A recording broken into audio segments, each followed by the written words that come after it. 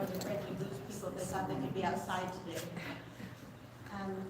It's with pleasure that I introduce to you Laurel Smith from the Genealogical Forum of Oregon, the GFO. I became acquainted with the GFO 100 years ago. I've been tracing my family history since I was a teenager. And so probably around 1970 or so, my mom went with me downtown because I wanted to go to this library. And it was in the Governor Building. Old building, even 50 years ago, it was an old building. And this rickety elevator went upstairs to the... I think it was, I wasn't there then, but I believe it was the third floor or something. Something like that, yeah. So it was kind of weird, like, where are we going? But you Was know, that downtown Portland? that was downtown, yeah. So that was my first introduction to the GFO. And I've been back several times. And so it's with great pleasure that I'm able to introduce you the Library chair. the library director. Director, there you go. Yes, but you were the president Yes. of the GFO. So she's very firmly entrenched in the organization, and she's going to tell us all about it. And, you know, some of our materials from the CBGS ended up there, so we'll hear about that as well. So, All right. welcome to you.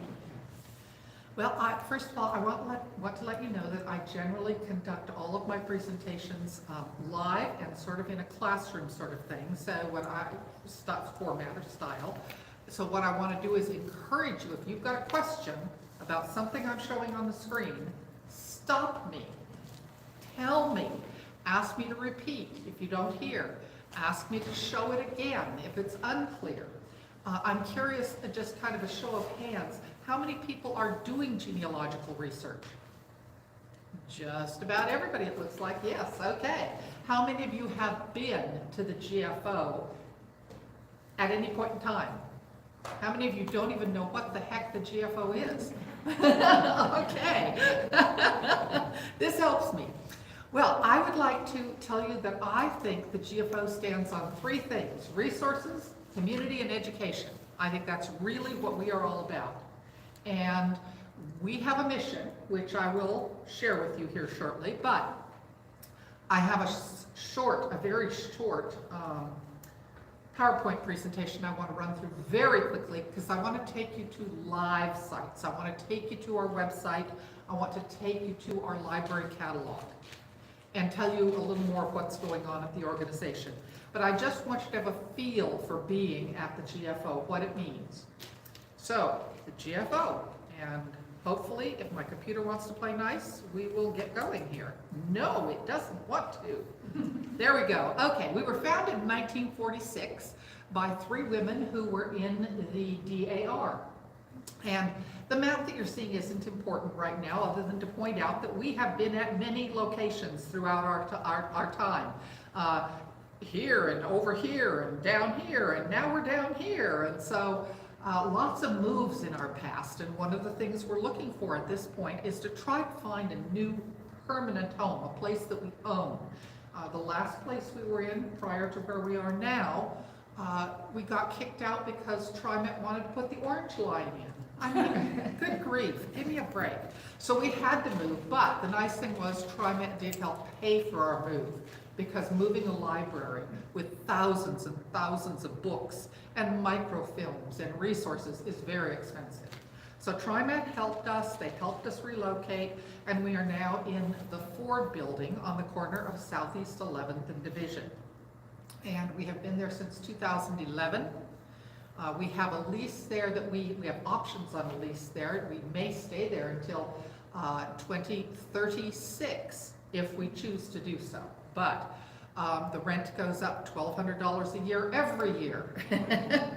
And GFO in our 77 years, it should have changed that, 77 years, we have been run entirely by volunteers. We do not have a paid staff member. We have never had a paid staff member, ever. And the fact that we have developed into the largest genealogical library in the Pacific Northwest, possibly on the West Coast. We are a private nonprofit. We do not receive any government funding at all.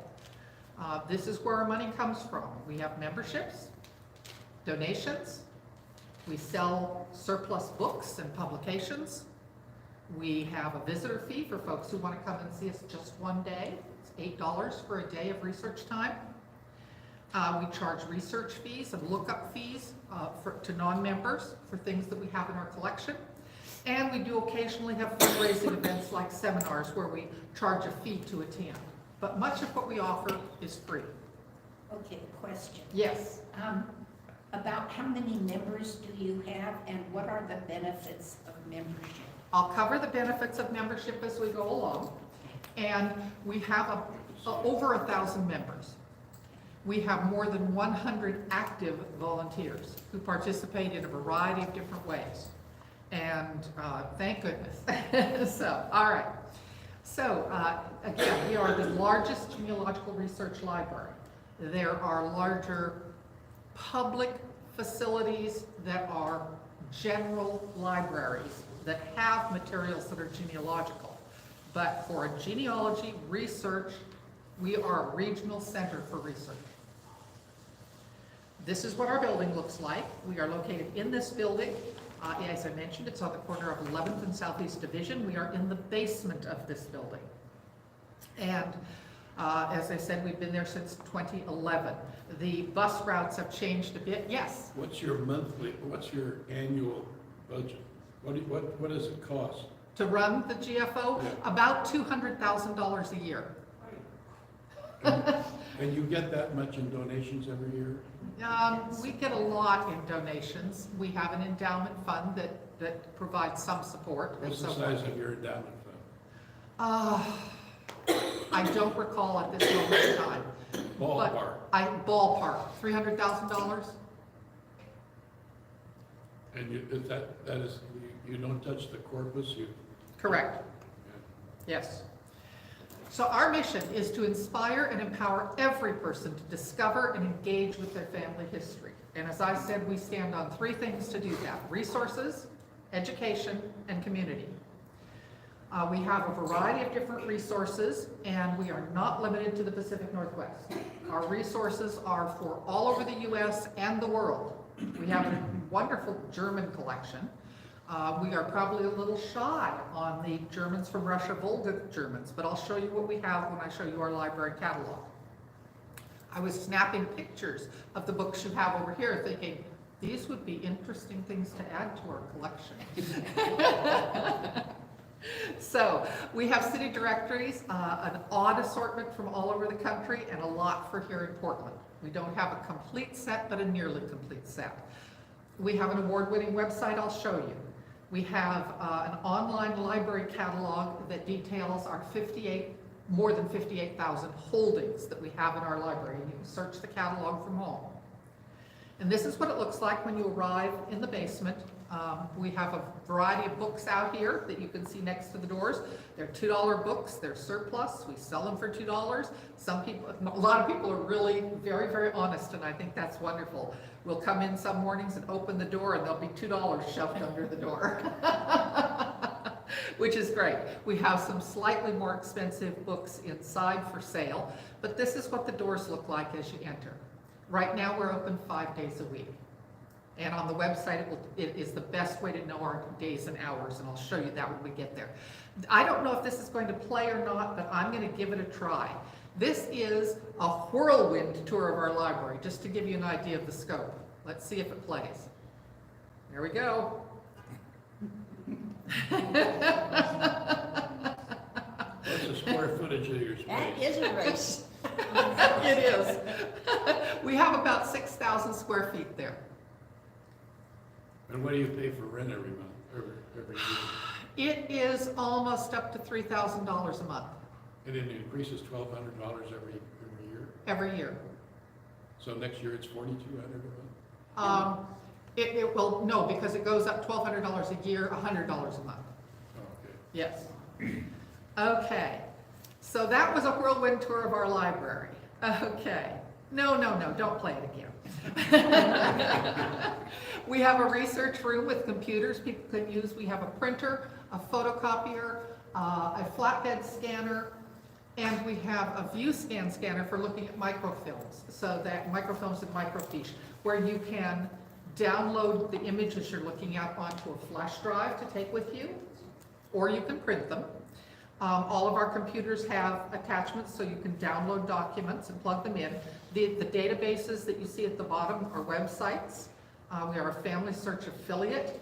We have History Geo land maps. We have American Ancestors for New England, newspapers.com, toll-free, Find My Past, and ancestry.com, the World Edition. And the newspapers is Publishers Extra. So these are all resources that you can use sitting in our library. These are not things that are available at home. A couple of them are, and I'll show you that in a bit. But we also encourage people, if they want to use their phone to take pictures, images out of books, whatever they'd like to do, that's fine. And because it's not all on the internet, we do have books and periodicals and a lot more. And special collections. We have atlases, we have flat maps, we have city directories, and a Northwest Schools yearbooks collection. We really love our yearbooks. And by Northwest, when we say Northwest collection at our library, we are talking about Oregon, Washington, Idaho, and Alaska. We also have a very robust Canada section and French Canada resources. We have been told by several people from the Great Lakes area that we have, they believe, the most extensive French Canada collection outside of Wisconsin in the US. We have family histories, lots and lots of family histories, and we encourage anyone who's publishing their family history or has their family history in a published format, a PDF, or they've printed it out at home. Maybe it's not bound. Donate it to the GFO. Okay, we put this information into our library so that researchers in the future could find your work. So if you have a family history that you'd like to share at any point in time, we'd be interested. We have a rare book section, and what you're seeing on the left in the rare book section are the original Multnomah County marriage registers. They began in 1855. There were marriages prior to that, but they weren't recorded. But they began in 1855, and we have them up into the 1920s. And after that, we have the indexes, but not the actual marriage registers. We have microfilm, microfiche.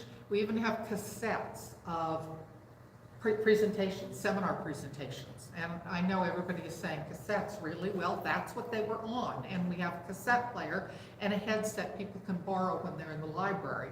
And they can listen to one of these. And we have a syllabus to go with each presentation.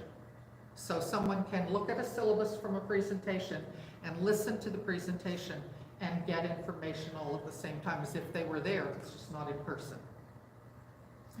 We have vertical files, both geographic and surname. The things that go in vertical files are the things people bring in and drop in those files. And we've had them going since the 50s, 60s.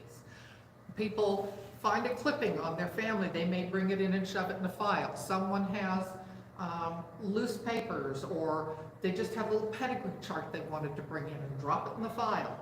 There's all sorts of things in there, and the surname files are by that. They're by the family surname. The locations, again, by location, and then we have Oregon cemetery records. We have one cabinet of, or two cabinets that belong to the Oregon Historic Cemeteries Association. And they have their materials on loan to us. And then there's one cabinet that the GFO owns of Oregon cemetery information. And those have actually been pulled out. We had to make room. We put those in boxes, and our plan is to digitize those. We have a huge digitizing effort going on at the GFO. Don't we, Ken? Certainly, there is, yes. And Ken is part of that right now. So, After you digitize them, do you throw the originals away? oftentimes we do, yes. Yes. We have members' pedigree charts. These are charts, just pedigree charts that members turned in. There are two different kinds of sets there, but people who were members of the GFO brought in pedigree charts, and the women who were volunteers then indexed all those names and put them on little index cards, and they are in the drawers that you see there. And then we have a manuscripts collection.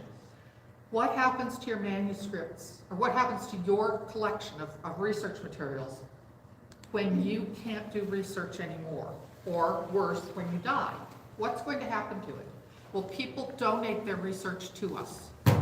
They bring us their research and we digitize it. There are certain things we keep. We keep photographs, we keep original documents. A lot of it is digitized and discarded. But we have correspondence and Bible records, all sorts of material. And these collections are available digitally, online, and I'll show you one. So we have the Spencer Leonard collection, and this is for people who came to Oregon at one time or another, and they were in the Civil War. Veterans who served in the Civil War from any state who came to Oregon, died in Oregon, were buried in Oregon, whose name showed up in the newspaper. And we have donation land claims. We also, so those are some of our resources. Education is another one of the things we stand on, and so we provide a lot of education, much of it for free. We have seminars for pay, usually with a nationally known speaker that we bring in.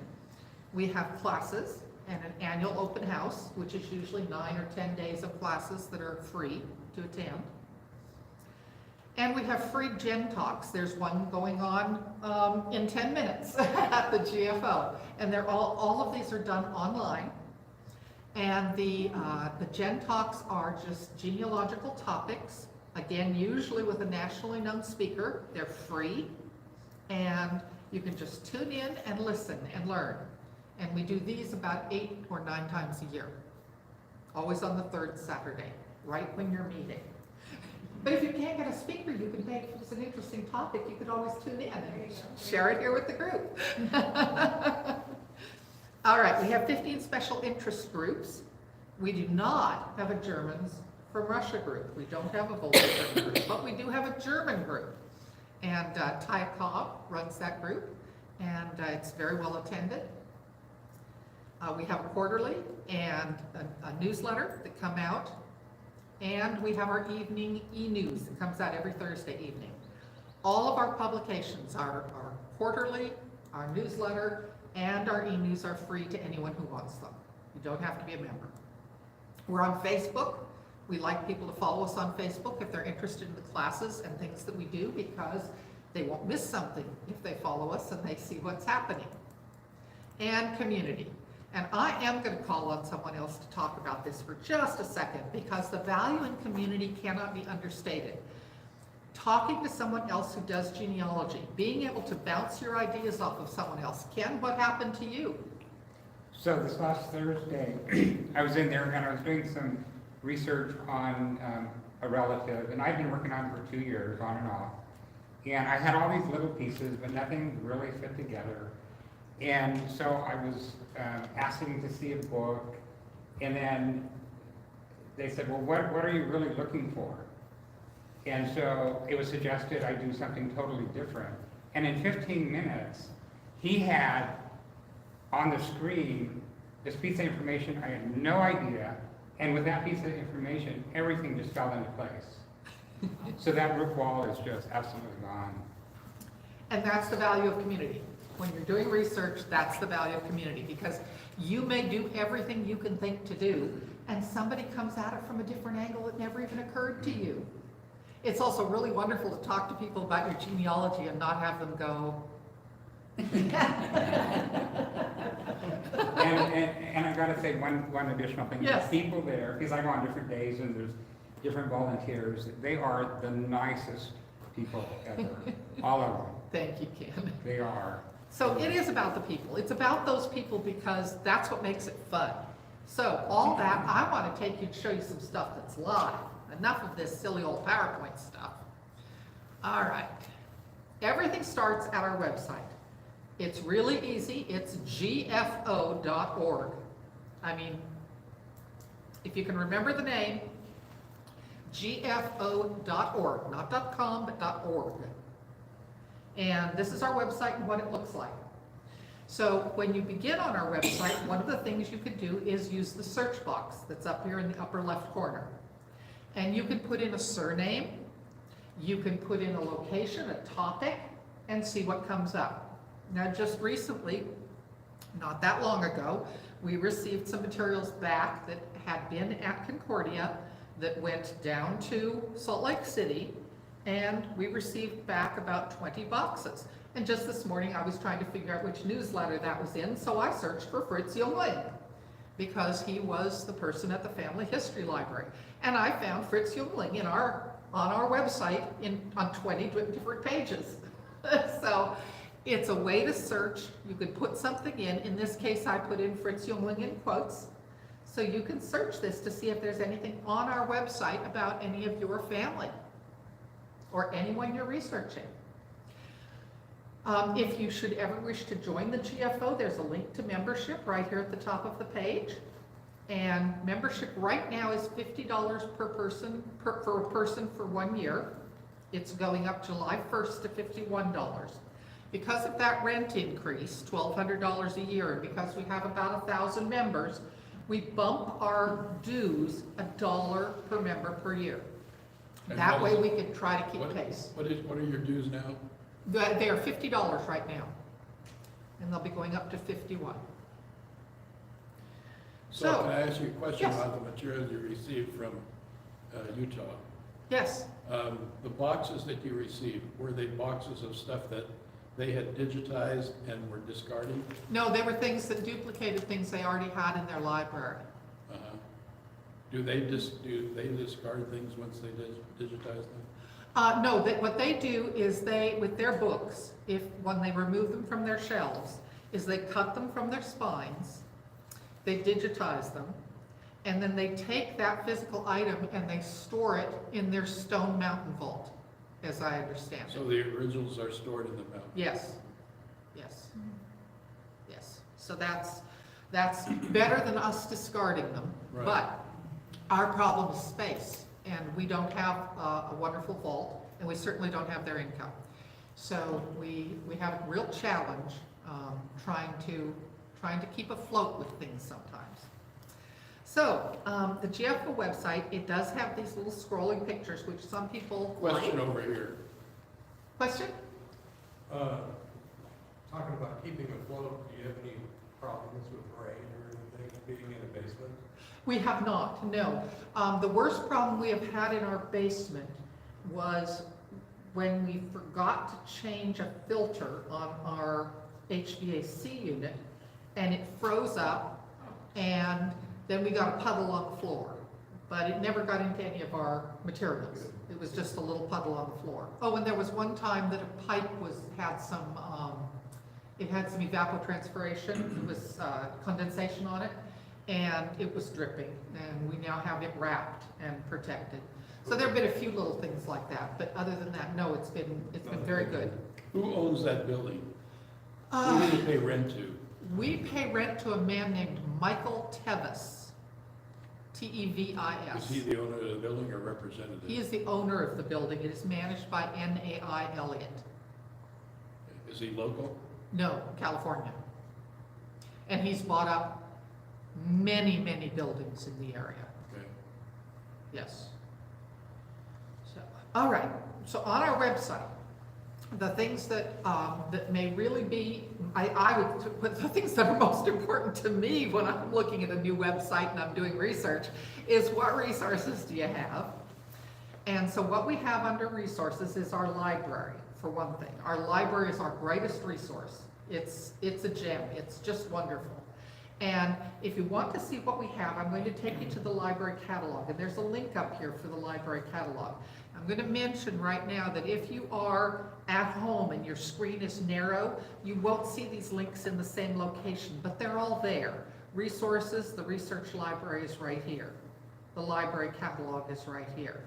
If you have a wider screen, it shows up at the top. And I'm going to just click on the library catalog, and I just want to show you a couple of things on the catalog. Our catalog is maintained by a system that is called Opals. When you hear us talking about Opals, it's an open open automated library system. Okay, so it is simply a library cataloging system, and we pay an annual fee for this of $300. It was one of the best investments we've ever made. It's a wonderful catalog. It really works nicely. So I'm going to put in here, I'm going to show you the advanced search. It's right here above the little hour spyglass, magnifying glass, because I want to choose, I want to put in here Volga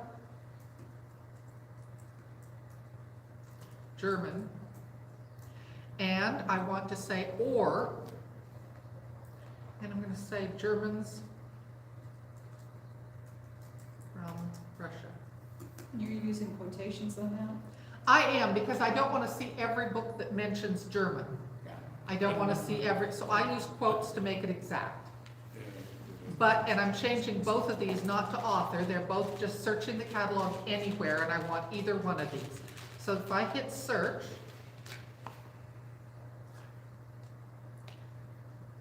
at this moment in time, it comes up with 37 records found. Okay, so there's a variety of different things that we have. We don't have a lot in the catalog yet. We got these materials from the Family History Library, and a lot of them are going to be digitized, and we have not digitized them yet. Because we wanted to take a lot of the things that are in German and digitize them so that people could have time, if they don't read German as a routine thing, if that is not just automatic for them, that they would have time to digest them if they were at home. We make these things available to our members at home. So here we have just the things that are in our catalog. That is one way you can search the catalog. You can filter this by saying, well, I'm only interested in books and only the books that are on the shelf. And so you can click into that and you will see just what we have on our shelf. Or you can see what do we have in digital content. And this digital content is available to members at home. And it's right at this moment. Oh, Ken, does that look familiar to you? Let me get this here and make it a little bigger. Oh, yes. Yeah. Why don't you tell them what you're working on right now? Well, I'm from Fresno, so there's the Cross Church in Fresno. So I have some church records that I'm scanning and stuff. Yes, And yeah, he had some records at home that had belonged to the church, to one of a women's group, I believe it was. correct. Yes. Correct, yeah. And he is scanning all of those records so that we can put them on our website so that people like you can access them. And there are minutes like from the 40s to the 90s. So there's 8 books. I got 6 out of 8 scanned so far. Yeah. And he had some additional books, anniversary books, that we did not have, that did not come to us from Salt Lake City, back from Salt Lake City, and we have digitized those as well. So it's just really nice. So if you are sitting in GFO, whether you're a member or not, you can view these things by just clicking at GFO View here. I am not, so if I wanted to see this as a member, I can go log in and look at these. And back to the website. Oh, no, not back to the website, back to the library catalog, sorry. So in here, when you search, you can then search and open things up to get more information about them. I'm going to just show you a couple of the things that we have going on right now. We have been working on family Bibles. We have currently, we have 391 family Bibles, and you can access them from home, member or not, if there's anything there of interest. So as I look at this record here, this is a family Bible. We give you a little bit of information about it. If you were searching our catalog and you put in any of the names that you see here, Barnhart, Cheadle, Granite, if you put any of these names in, this record will come up. And if I want to look at this record, I can click into this. And this is for anyone at home. You don't have to be a GFO member. You can come down here and read what you're about to see. You can read a transcription and a second transcription. Sometimes there's 2 copies of it. And then whatever images we received. Yes, these are very poor images. Some of them are excellent. Some of them are not. So this is one Bible record that's in our catalog. And we don't have all of them into the catalog, but we do have them all up on the website, and we continue to add more as more records come to us. I have another 200 that we're working to process. Now, you said member or not Mhm. online. Can you print them offline, or can you print them from that? From this, yes, this is a PDF, and so let me show you that. I'm gonna go But to I mean, the- still, even if you're not a member? Yes, yes, yes, because we believe in sharing resources. So I'm going to use my back here. I want to pick another one and see if I can find something that was any better. So if I find this family Bible record, I'm just playing around here. I don't know if this is going to be a good one or not. So I'm here. This doesn't say what it includes. This is going to be grab bag. This one's an incomplete record that my volunteer didn't put all the information in. This is just a transcript. So if I'm looking at this and I'm sitting at home and I'm not even a GFO member, I can download this right here. I can have it on my computer and I can print it. Yes. So this is one of the things that we have up. And we encourage you, if you have Bibles at home, we are very interested in making this material available to others. In this case, this was just a transcription. This was nothing but a transcription someone sent in. And this was actually published in our periodical back in 1962. But we've now put it up here.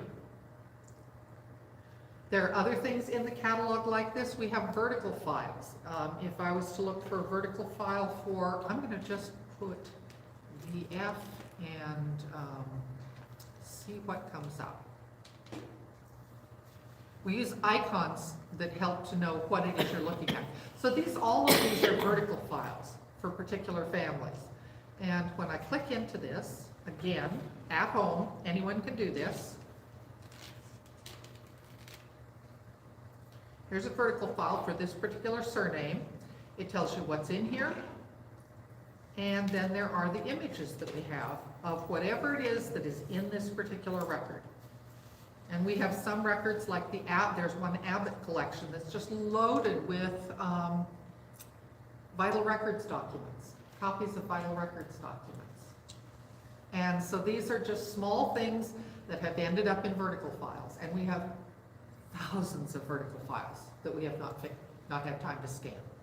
So it can be a very rich resource if you happen upon the gold mine of information that works for the research you're doing. So again, come in, use our catalog. It's free. You get to it from our website. Play with it. You can't break anything on it. Click on everything.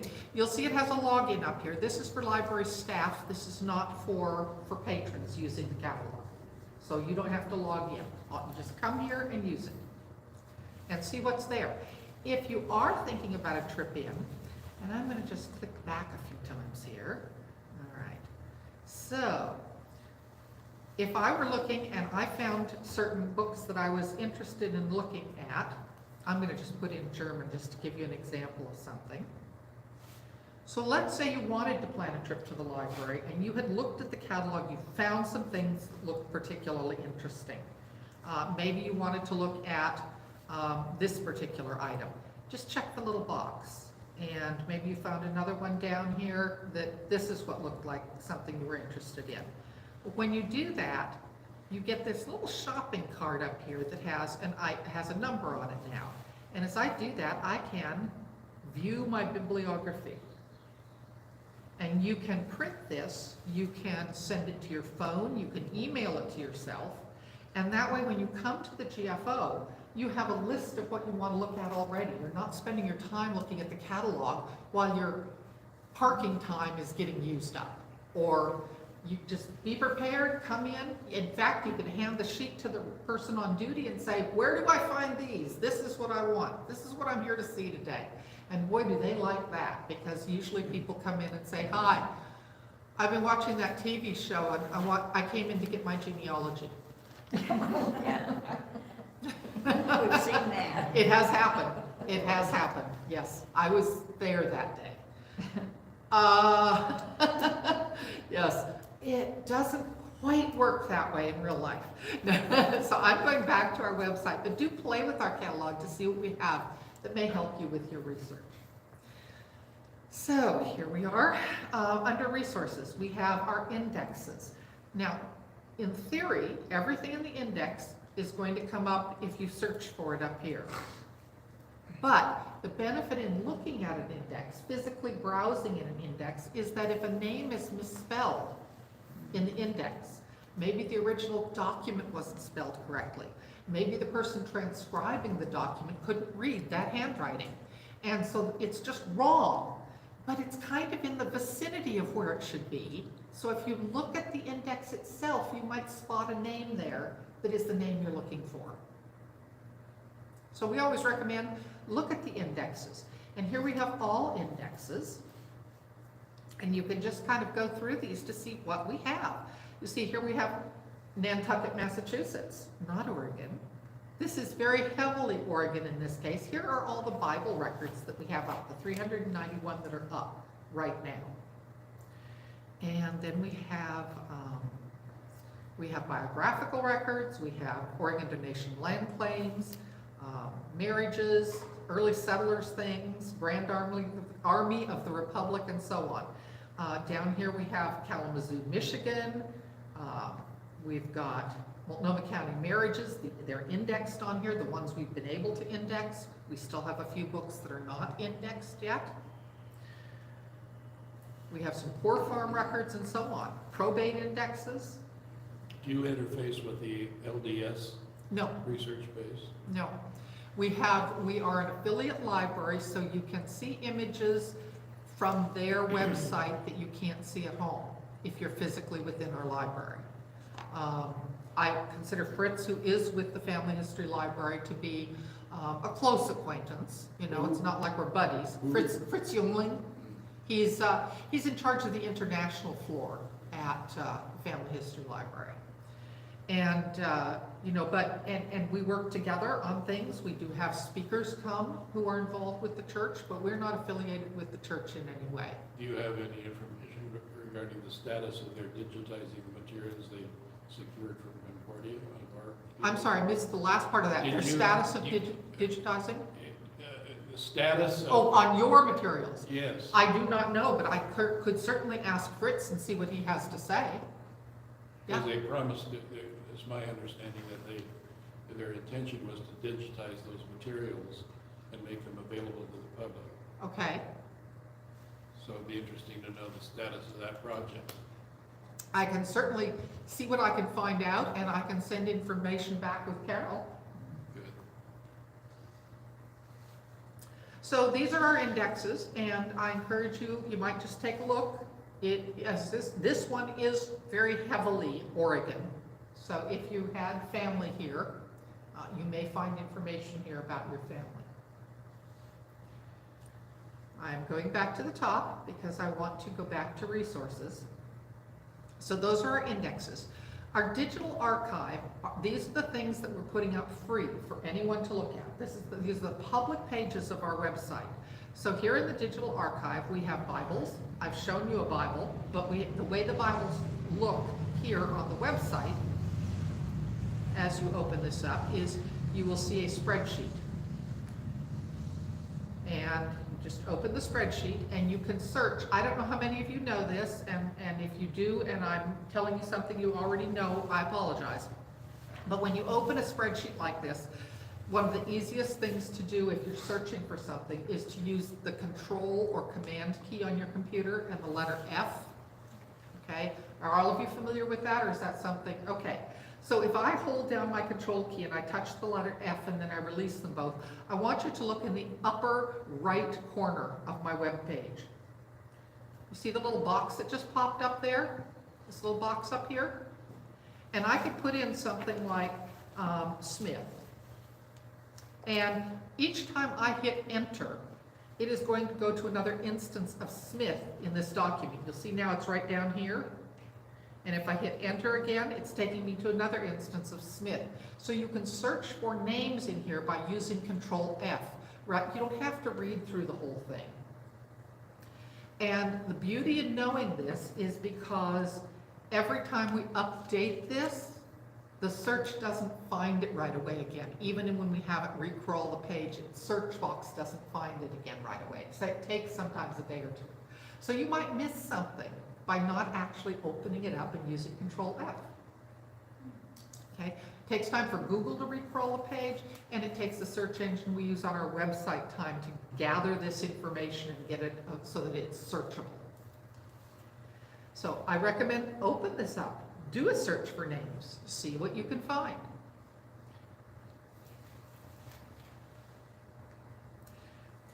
That is our Bibles. We have documents in here, some of the things we have in here at this time. There's more we can do. We have more to put in here. We just don't have all the people we need to process it to get it up. But we have some funeral cards and some obituaries and some marriages and so forth. So there's some St. John's undertaking funeral records, just some interesting little things that have been donated to us. Then we have in our manuscripts collection, I mentioned personal research. And these are individuals who have donated their research to us. And the collections list is on this page. And one can click into any one of these. Let's see what the Barnett collection has. That's a nice wedding picture. I'll click on that. So each collection has a finding aid. The finding aid is searchable through using the search box.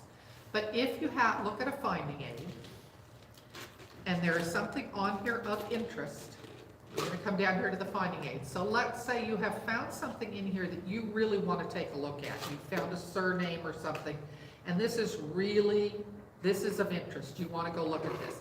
You make note of the box and the file. In this case, this is box 1, file number 13. And it's family group sheets, source notes. So this is box 1, number 13. I come back to the page and I say view the collection.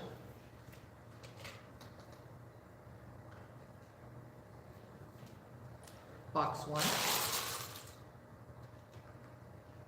And file number 13.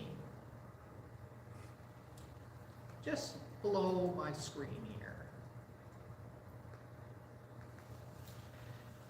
And you can open it. And again, anyone can do this at home. So I've opened this up. I'm looking at this. These are the sheets that were turned in this particular manuscript collection, this person's individual research. And again, if this is something that ties in with your family, this can be a great resource.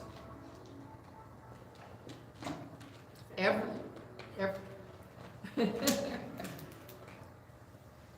All right. So we also have a photo collection. This is just the bare beginnings of a photo collection. And we're hoping to grow our photo collection.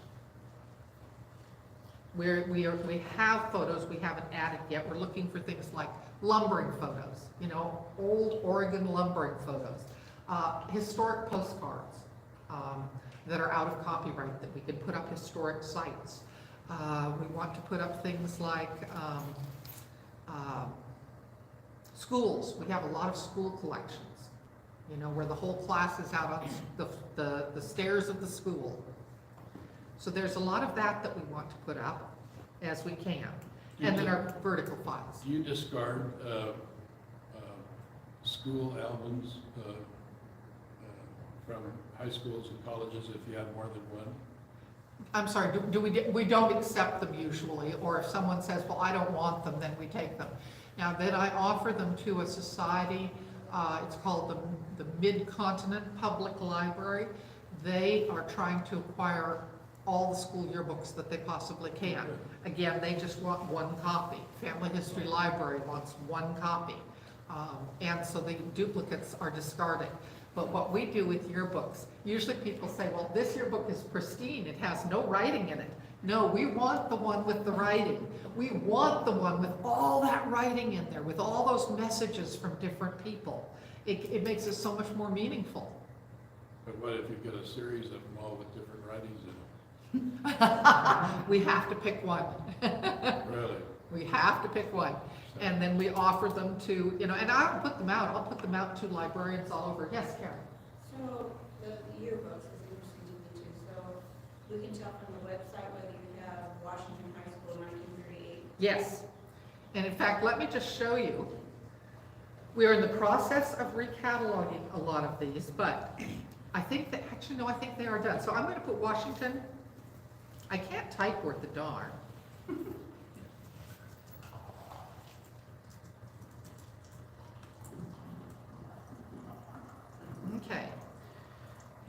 Washington High School. I'm going to get some other things coming in here, but here's a Washington High School yearbook. This one's in Seattle, or at least it says it's in Seattle. I'm going to go to the Northwest Schools collection. Okay.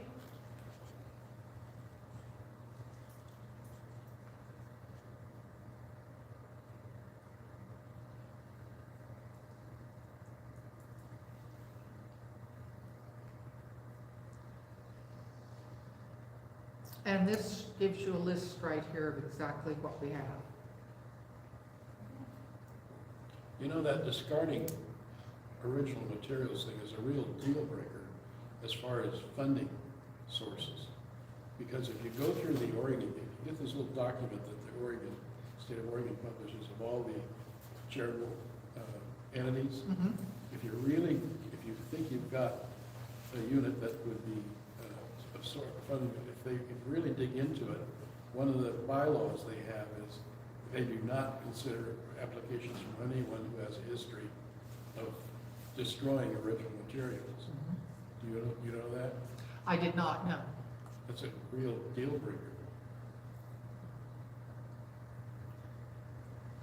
Okay.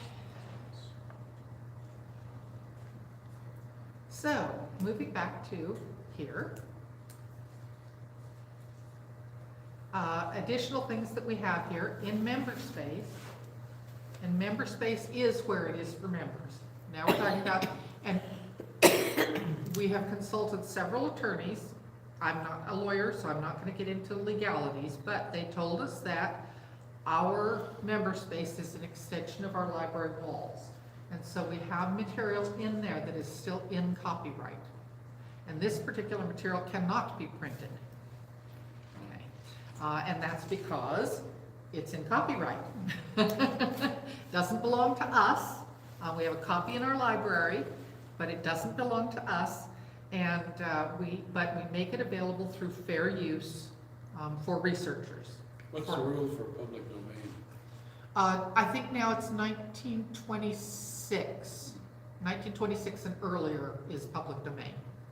I would have to double check that, but that sounds about right. 72 years, isn't it? In some cases, yeah. And the year changes, yes, it changes each year. So here, if you're curious what we have in member space, we put a list of it on the website, and we have a list by location or call number, and a list by title. And so these lists, you can go in and see what we have in member space. But I'll give you just a look inside there. And you said again that in member space, it's the copyrighted materials. Yes. Gotcha. Yes. So here in member space, this is where members would go to sign up for our events. We have a spring seminar coming up on Polish research, and members come in here to sign up to get the discount. Rather than signing up for the public pages, they come in here and sign up to get the discount. Now you asked about what are the benefits of membership, and I'm about to show you. Member space is a big one. Being able to visit the library without a day use fee. You can visit the library anytime the library is open. Okay. You can use member space. And how do you use member space? Well, we have a few genealogy databases that are available at home to you, if they are sites that would be of help. So we have American Ancestors.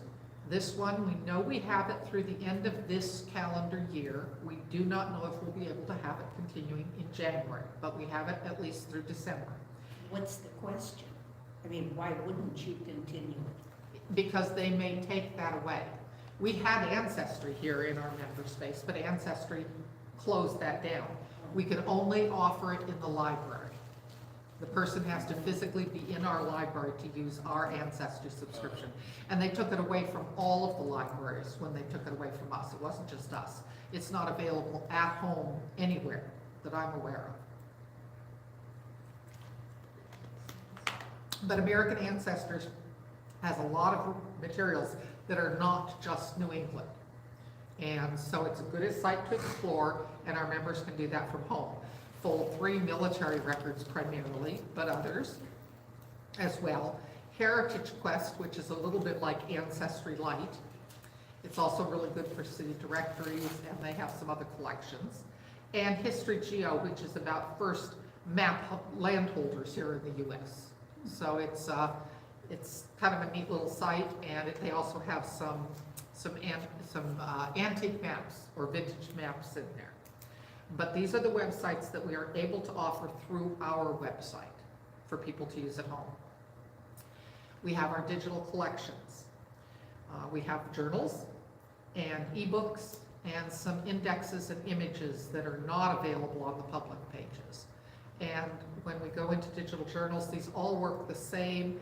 You just call up the spreadsheet to see if what you're interested in is in here. If you do see something, you can then click into it and you can view some of these are very large documents and take a while to load, as you can see. You can see how slowly that one's loading. It's the little blue line goes across the page. This one is a family history, family societies periodical for the A Day family. So they call their periodical A Day to Remember. And then once this is open, you can use Control F to search it. And it's why we made big documents, a few big documents rather than a lot of little documents. Because we could have digitized them as issues or as individual volumes, but in this case, this is 10 years worth of the periodical. And so once it's open, though it may take a while, you can then search it, doing word searches for surnames or topics. And so we have a collection of the books, periodicals, and then also some indexes. We have in our member space also lookup requests. Now, anything that's available to a member, let me put that another way. Everything I've talked about as far as resources, our library collection is available to anyone, no matter where they live. GFO has 8% of our membership does not live in the Pacific Northwest. They live outside of Oregon, Washington, Idaho. We have at least one member who lives in Europe. It's just because we make so much available digitally. So let's say you were housebound. It's just for whatever reason. You've got COVID and you're doing research and you can't come down to the library because you've got COVID and you don't feel that bad, but you know you can't go exposing people. So, but you just saw a book on our website and you just know you have to get this information out of it, you just know it has to be in there. Well, if you're a member, you can get access to that information at home for free. If you're not a member, you have to pay a small fee. That's the big difference. Okay. So everything that's available is available to anyone. It's just whether you get it for free or not. And anything that's in the GFO library is available to any GFO member by asking. All they have to do is ask. And we have volunteers who will fulfill their requests as best we can. So we have lookup forms that people can fill out. And this involves things like things you might find on Ancestry, the Family Search Affiliate, newspapers.com, our books, our microfilm, whatever's there, periodicals, whatever's there. Now, we don't do research for free, even for members. You can't say, can you find Aunt Mary's birth date? I think she was born around 1850 in Virginia. No, not for free, no. But if you say, I see you have this book on recorded births at the Catholic Church in Virginia in 1850, can you check it for my Aunt Mary? Yes, we can do that. You identify the source, you tell us what you want us to look at, and we'll look. That make sense? The difference between a lookup and research? So we do lookups, and we do them for people all the time. I don't want to drive down to the library and have to deal with parking. Exactly. I'm a member, I'll ask them to look this up. So they use our website and do that. And they put their request in through MemberSpace. If you request it from the public pages, there's a fee. If you request it from MemberSpace, it's free. And it doesn't matter where you live. We don't base the lookups on, well, this person's in England, so they really need it. And this person's in Portland, so they could get themselves down here and look it up for themselves. No. A member is a member is a member. And so everybody is held equally. That deal with parking is a real. It's a real deal, Deal breaker. yeah. It's horrible. If you had your selection, who makes the decisions for the GFO? The board of directors, How many directors do you have? 12. How long do they keep their office? Most for, well, minimum of 2 years usually. But they're in constant flux then? Yes, yes. And we have an election each year. A term for an elected official is 2 years. What's the longest time a current board member has been there? Some board members have served on the board, non-elected positions, so they're not on the executive board. But non-elected positions, I would say, well, I've been on the board since 2009. Any decision makers in like 10, 15 years? Possibly, yes. That kind of consistency? Yes. Where would, if they had their druthers, where would the GFO like to be? Someplace with parking that isn't blocked by a train. I mean, geographical, We prefer to be central if we can. southeast, would you like southwest? Sure. In fact, So you're not they just partial. looked at a building over there this last week. I wasn't privy to it, but they looked at a building that was for sale. And it's over, it's actually right on NATO Parkway, and it's kind of over near, in the vicinity of OHSU. So we would look, you know, it's just, but it had 30 parking spaces. Yes, sir. Do you have a loading dock? The building has a loading dock, yes. Okay, like, and an elevator and? Yes. If I wanted to bring books by, Yes, and not get them wet? and not get them wet. Probably the easiest thing would be to let us know you're coming, so we can have someone that can help. And you can pull right into the parking lot to the loading dock. And if it's one of our robust people, they can remove the materials, so you can back it right up and lift things out and set them up on the loading dock. I also have a just about brand new microfilm reader. Can you use an extra microfilm reader? No, we don't need any more microfilm readers. We've had a lot of them be donated over time, and we do have this wonderful electronic one that's just fantastic, and then we have 2 old style ones. So, yes, but thank you. Where was I? So I was just kind of finishing up with the member benefits, and members occasionally have some member discounts that are available. There are some different things from different companies that are available. There are occasionally videos that can be watched in member space that are not available to non-members. For those who want to read about our governance, it's here in member space. Our board meeting minutes are in here. And, you know, but I think that we do have a nice balance between people who've served on the board for quite a number of years, so we have that continuity. But we also have people rotating in who are new, and that's good too. That's vital to an organization. It was really sad to hear that the organization up in Astoria has decided to dissolve. They have voted to dissolve, and they are giving all of their assets to the GFO. And so this coming Wednesday, we're having a car caravan up there to go up and pick up the books and bring them back to our library. How big is that? They're estimating it at about 60 boxes of books.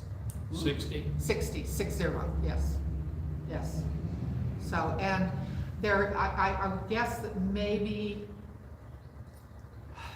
40 to 50% of the books we do not have in our library.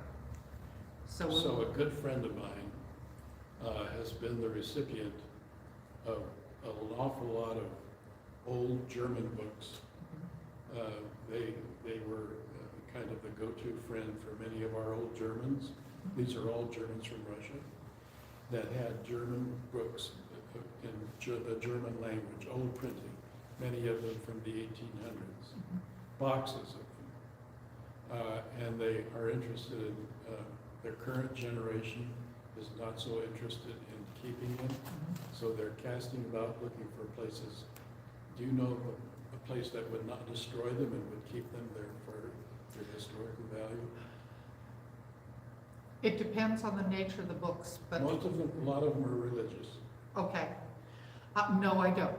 I honestly don't. And when Carol and Steve came over to look at the things that we felt we would not be adding to our catalog, we gave them their pick to take, anything that they wanted to save and to bring back. And they took a fair number of things. For example, we're not adding all the songbooks. Back from Salt Lake, we probably got, I am guessing, 30 or so songbooks. They have, most of them have no writing in them. You don't know who they belonged to, where they came from. They're just a songbook in German.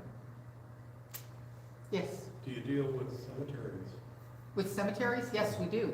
In fact, we house the records for the Oregon, I already mentioned the Oregon Historic Cemeteries Association, but also for the Historic Columbian Cemetery up on Columbia Boulevard. So yes, we deal with cemeteries as well. What kinds of records do you want from cemeteries? We love to get sets of burial records, whatever they are, whatever they might be. We love burial records. We received all of the burial cards. I don't know if I can find them quickly on my computer. Probably not, but let me just try something here to see if I can. These are, I mean, they're so rich sometimes in information, and it's a lot like, let's see here, if I look from here for HCC. Okay, here we go. HCC, for example, these are the burial cards for Historic Columbian Cemetery. And we are in the process of getting all these digitized, and we are not discarding them. But these are the cards. So these are the pieces of information. Sometimes it will tell you who purchased the deed. Sometimes it will give you birth information. And in this case, we have son of Fred Robert and Anna Maria Monk. So here we have a maiden name for the man's mother. They even put his social security number on the burial card. And whoops, that one's upside down. These will be going up into our public pages when we get these processed. But these are the burial cards from Historic Columbian Cemetery. This can be wonderful information, particularly because many of the burials at this particular cemetery were pauper burials and were unpaid by family and have no markers. But this shows where a person is buried. This lets a family know.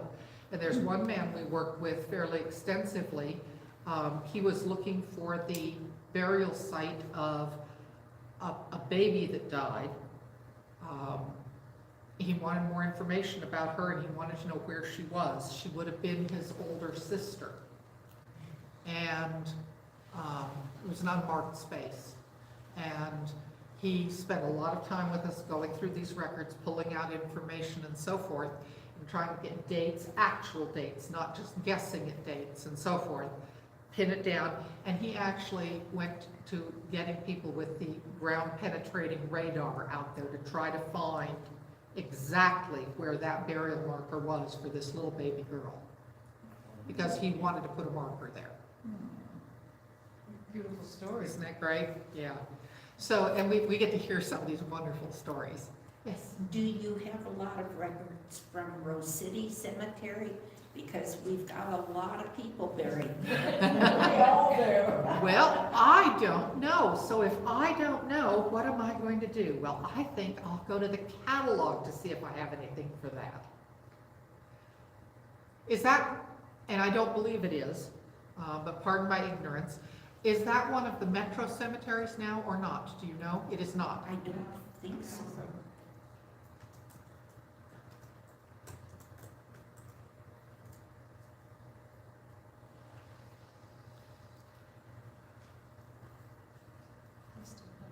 Okay, it is just included in a book that we have, Historic Cemeteries of Portland, Oregon.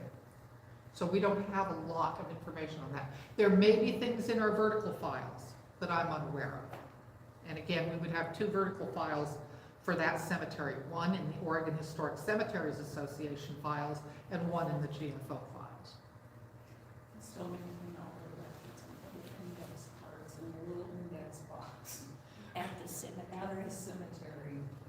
And then you wonder, if they haven't digitized those, what happens if they have a disaster? Right. What happens to those little cards? That's right. And that's why we did this, that's why Historic Columbian came to us, is because they wanted this information preserved in other fashions besides the tangible. You know, that tangible hard record can be volatile, it can be lost as well. So, yeah. So it's a backup for the information. The digital is a backup in this case for the hard copies. But we welcome these collections, and we also welcome the opportunity if we have a volunteer activity. Like, for example, let's say that your group decided that you wanted to reach out to Rose City Cemetery and ask if we could go in and digitize those cards. Okay? Then we would bring our equipment in, our laptop computers and our equipment in. You could come with us, we could scan those cards. And then they could say, well, we don't want you to put them up for 10 years, or we want you to put them up in member space, but not on the public pages, or they would have control over how those images were displayed or not. We'd give them a copy, so they'd have a digital copy. It just helps to preserve that kind of information. But we need volunteers who are willing to help with things like that, and people to do the outreach. Churches are another one. If there's a church that has a lot of old records. So, we've got the equipment, but we have a lot of projects that are going, and so it takes people who are willing to help. And it's easy, it's just time consuming. I haven't heard you say the hours or the days that you're open yet. I didn't show you that. You're so good. All right, GFO, on our homepage. Right here, it says the GFO library is open to in-person visits 5 days a week. See our operating hours at the bottom of the page. So when you go to gfo.org and you slide down here, way down, all the way down, woohoo, there we go. There's all of our contact information at the bottom of the page. So we're open Sunday from 1 to 5. And those same hours on Thursday and Fridays. So Sunday, Thursday, and Friday, 1 to 5. Monday and Tuesday from 9:30 in the morning until 5 p.m.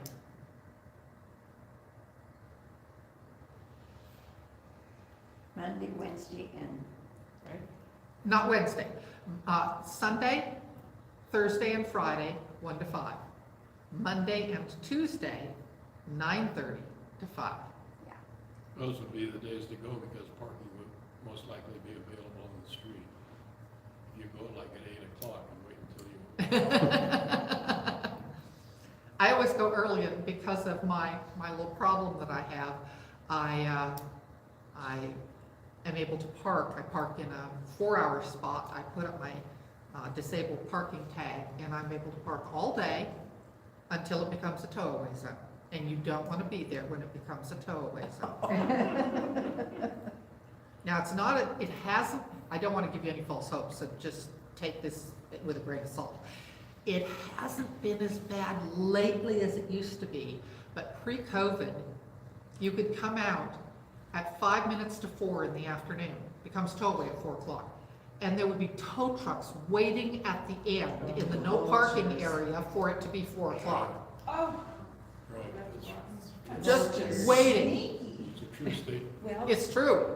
they've Yes. got to clear the lane though, so. Yes, and I will tell you, because I know someone who got towed, that her ticket was $200 and her towing bill was $390. Wow. So, yeah, so you don't want to get towed under any circumstances.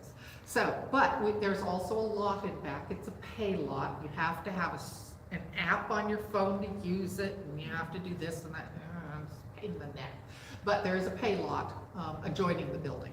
Let me show you, at the top of the page, something I didn't share with you, back up here, is we have, under who we are, we have visit us.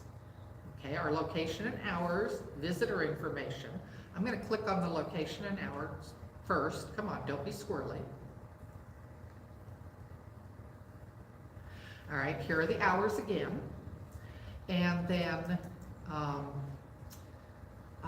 the masks are voluntary. Some people are still wearing them. People are welcome to wear them or not. And there's information because the building, because of the homeless situation, the building is locked. And to get into the building, you must use the call box. And all the call box directions are right here behind the this. It says, read this before coming. It's pretty straightforward. You can search for the GFO and push a button to call. And it will ring in our library, and then we hit a button on our phone and it unlocks the door for it. How about the commercial property, like the little restaurants or coffee shops up front on the street? Are those accessible? Are the restaurants and stuff? Yes, yes, So you could just walk in there and wait until? yes, yeah. Sometimes the bakery that's there on the corner, there's a bakery on the corner of our building, and sometimes they open their door to the building, and if you're in the bakery and that door is open, you can just walk on in. Right. But the front doors and the loading dock door are locked. And that's because they had people Sure. coming in and camping in hallways. Right. So Squatters. Not a good. the folks without homes, it does create a challenge, and it's so unfortunate, but we're not gonna get political. Okay, so down here, if I scroll down, here is a map of where we are, and it shows you that we have a couple of buses that stop right near us. Here's the 70, and here's the FX210. It's right here, and it drops off right across the street, and you come to the front doors that are right here. And then as you walk in, you have the option of going directly left and downstairs, down this flight of stairs, or veering to the left and going down a ramp to the elevator. So there's an elevator down, and as soon as you get down in the basement level, and come out of the elevator or come out of that stairwell, you see us. We're down the hall, but we're right there. Was anyone in the building injured during any of those shootings a few months ago down there? No. No. No, we've, knock on wood, we've been very fortunate. One person reported that someone he knew had been yelled at by someone, but that was the extent of it. Are the upper floors leased out now, and are they occupied? Oh, yes, there are about 80 tenants in the building. Off for offices? Yes. Yes, there's some artists, photographers, attorneys, hairdressing, fitness centers. They actually go to the building, they're occupying in the building? Yeah. Yes. So and that's one of the things that makes the parking such a challenge, because there are so many businesses. Am I outstaying my welcome? Well, So we're this kind is- of getting close to the end, so whatever important you have to say. Just curious about the parking that's indicated by the library. Is that a structure or just, It's just an open lot. okay, so there's not a lot of parking there either? There's probably 25 spaces or so, and usually they're open. Oh, They are usually open, but you have to have the Reef parking app to park there. Reef, and that information is here okay. in our parking lot information, and street parking, and the disabled parking, and so on. Does all of your staff, do they take a bus? Some take the bus, some take Max. The Max Orange Line has the Clinton Street Station over here. The downside of that is if you take the Max and you get off, you may have a train blocking your path to get to the library. Right. And sometimes they stop there and they're there for an hour or more. Well, we'll cross Max off. So Max can be a challenge. There is, if you can climb stairs, there's a pedestrian bridge that goes up and over. But if that's not your cup of tea, Max can be challenging. The buses are a better bet. That FX2, a lot of people are saying that's really pretty nice to take. But we know there are problems in Portland. All right, any other questions? Have I covered everything you hoped I'd cover? And more. That's fascinating, thank you. Yeah, and the last time that I came down there, I parked maybe 2 or 3 blocks away, just, I think, right on Division. I didn't have a problem finding a place on the street, so, That's a rare event. well, A lot of people park over in this area here around the school in the lads edition and walk over too. But it depends on if you can walk. yeah. I would be more challenged to walk several blocks. Well, thank you so very You're much. very Yes, welcome. thank you. I learned a lot of stuff that I didn't know before, so I'm very enthused about what you've shared with us and your enthusiasm about your organization and how quick you were to agree to come speak to us. I appreciate all of that very much, so thank you so much. Well, I love sharing information about the organization because I just love the Well, organization. we felt that enthusiasm. So, next weekend, on Sunday, the Grove is having their meeting on the 23rd, Sunday at 2, and they're doing something with German language. And then our next meeting will be in May, on May 20th, Saturday, in this room at 2 o'clock. And that will be a day to honor Bruno and tell his story again. So, hope you'll be able to join us for that. And, good.